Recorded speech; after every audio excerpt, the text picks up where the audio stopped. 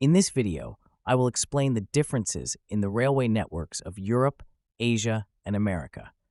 You will learn how these networks function and what makes them unique.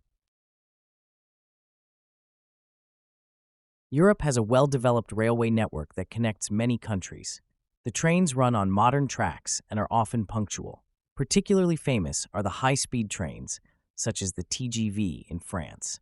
These trains connect major cities and enable fast travel over long distances. Asia has one of the largest and most diverse railway networks in the world. Countries like China and Japan feature especially fast trains, which often carry many more passengers than in other regions. In Japan, the Shinkansen, also known as bullet trains, operate at very high speeds. In China, the expansion of the rail network continues to grow rapidly. In America, the railway network is primarily significant for freight transportation. Passenger trains are less common and usually operate only in certain regions. While there are some high-speed trains in the U.S., they are less developed compared to those in Europe or Asia.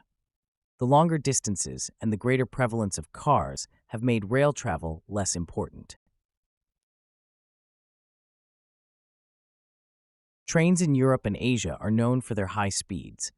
In Europe, there are many high-speed trains that can travel at speeds over 186 miles per hour, 300 kilometers per hour. In Asia, Japan's Shinkansen is a prime example of this fast way of traveling. In contrast, trains in America are generally slower and focus more on freight transport. This is mainly due to the large distances and infrastructure differences. In all three regions, railways play a key role in freight transport. In Europe and Asia, large networks quickly transport raw materials and goods over long distances. Particularly in China, railways are heavily used to transport industrial goods. In America, rail transport has a long history in freight movement, which remains very important. The infrastructure of the railway networks varies significantly in Europe, Asia, and America. In Europe, the rail systems are modern and well-maintained, with many connections between countries. In Asia, the infrastructure is very diverse, ranging from modern high-speed lines in Japan to more rural networks in India. In America, the tracks are typically longer and less intensively used, especially compared to the densely populated areas in Europe and Asia. Railways in Europe and Asia contribute to reducing environmental impact due to their efficiency and lower CO2 emissions. Many European countries focus on environmentally friendly technologies to reduce energy consumption. In Asia, there is also significant investment in the development of more environmentally friendly trains. However, in America, efforts in environmental protection and sustainability in rail transport are still not as advanced.